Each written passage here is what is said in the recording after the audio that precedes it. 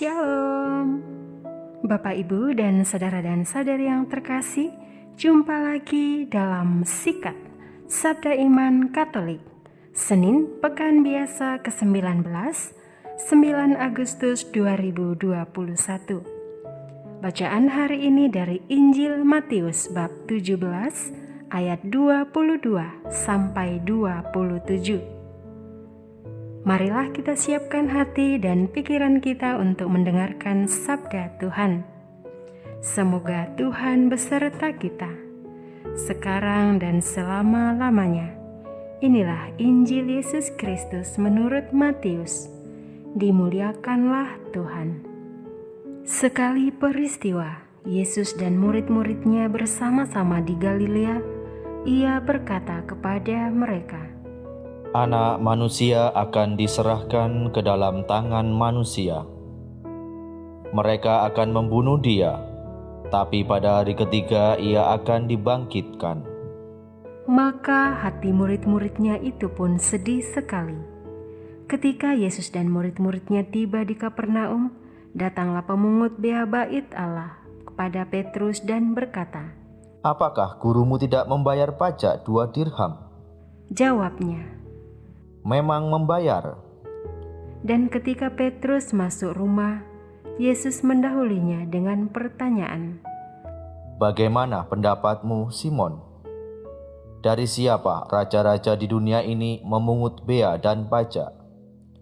Dari rakyatnya atau dari orang asing? Jawab Petrus. Dari orang asing.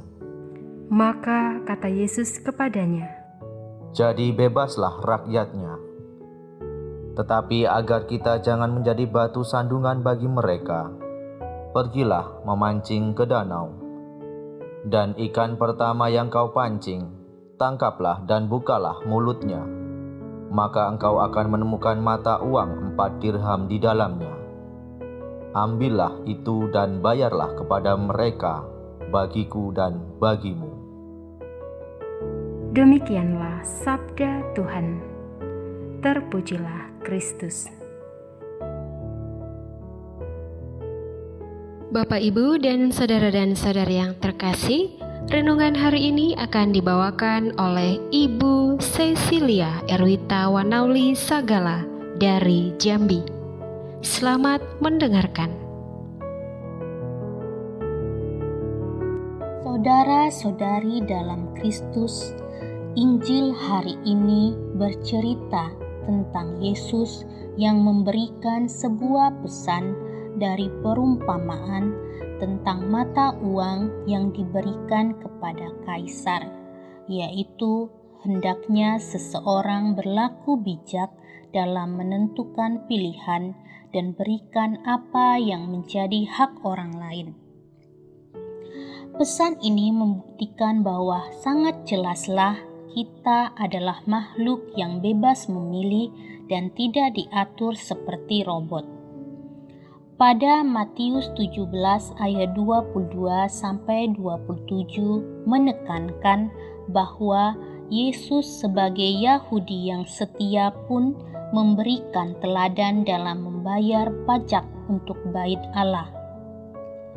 Kewajiban membayar pajak sudah ditetapkan sejak zaman Musa guna perbekalan rumah Tuhan dalam Keluaran 30 ayat 13. Namun, Yesus mengajarkan sekaligus memberikan teladan ketaatan bagaimana ia pun tetap melakukan kewajiban ini. Setiap Yahudi harus membayar 2 dirham per orang, maka mereka harus membayar 4 dirham untuk 2 orang, yaitu untuk Yesus dan Petrus. Sebagai manusia yang juga adalah makhluk sosial yang terus bertumbuh dan berkembang dan juga memiliki hak dan kewajiban dalam hidup yang juga mengarah pada pengembangan kesadaran sosial masyarakat sebagai makhluk sosial. Hak harus dilihat sebagai hak individu seperti kebebasan berbicara, kebebasan berpendapat, dan lain-lain. Dan kewajiban adalah tanggung jawab manusia sebagai individu masyarakat. Contohnya, kewajiban memperoleh pendidikan, penghidupan yang layak, dan kewajiban membayar pajak. Terkait dengan bacaan Injil tersebut, membawa pada kesadaran penuh akan tugas atau pekerjaan yang kita emban dan dipercayai, bahwa apapun pekerjaan yang diberikan, kita perlu mempertanggungjawabkan, dan di lain pihak kita juga dituntut dan ditantang untuk secara jujur dan bertanggung jawab untuk memberi kembali apa yang sudah kita emban selama hidup ini. Seperti kita menuntut pemerintah mempertanggungjawabkan uang rakyat itu dengan membangun masyarakat yang lebih adil dan sejahtera.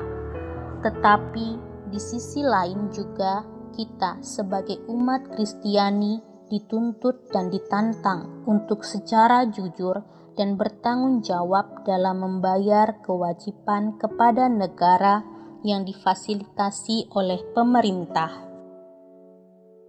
Janganlah kita menjadi sandungan karena tidak menjadi saksi kejujuran, keadilan, dan kebenaran di tengah-tengah masyarakat Indonesia. Menjadi 100% Katolik, 100% warga negara Indonesia juga diungkapkan melalui ketaatan kita untuk membayar pajak, ikut berpartisipasi dalam bentuk peran serta terhadap pembangunan nasional dan pembiayaan negara. Semoga renungan ini bermanfaat untuk diri sendiri, keluarga, gereja, dan masyarakat Indonesia, serta dapat kita wujud nyatakan dalam kehidupan kita masing-masing. Tuhan Yesus memberkati.